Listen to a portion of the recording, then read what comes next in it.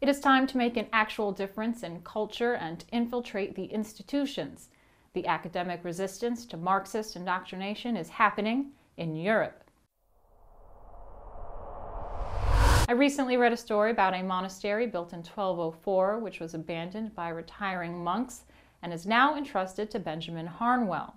Harnwell is the founder of the Institute for Human Dignity, a Catholic non-government organization from Rome. The organization's goal is to protect and promote human dignity based on the anthropological truth that man is born in the image and likeness of God.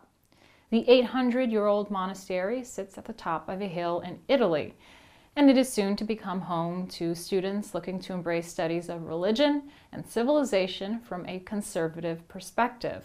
The Times reports that it is to become the latest in a wave of right-wing academies attempting to shape the next generation of populist leaders in Europe. And this really isn't the only academy of its kind opening. A brand new training school for conservative leaders is being opened by Marine Le Pen. Le Pen's Academy of Political Sciences is opening in September and will offer full-time education to students from across France. They'll award real state-recognized diplomas and give people an opportunity to learn without being indoctrinated in the process. This gives me hope. This is a political and cultural fight back in action.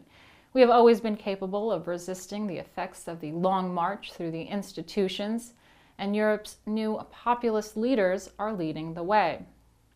It will never be easy, but these schools opening across Europe are a fantastic beginning to an academic and educational resistance to the encroaching authoritarianism that has become the establishment norm, thanks to children being preached Marxist ideals from a young age. There is more we can do, too, for those who are terrified of their children being lied to through the schooling system and who have the ability to homeschool, do it.